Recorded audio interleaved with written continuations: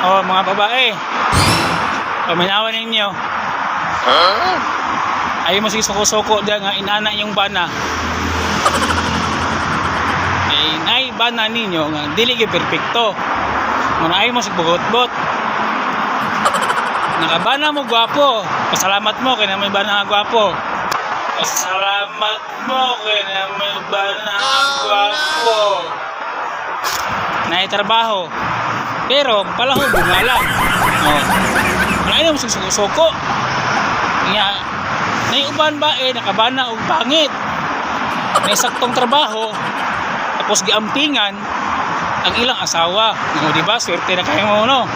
Di ba? Swerte na kayo mo, no?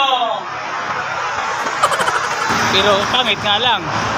Ang problema, kung makabana mo pangit, palahubog, kung saktong trabaho, yung babaeng ro pag-iod, dahil na, muna delikado, pastilan, buwagin na lang dyan.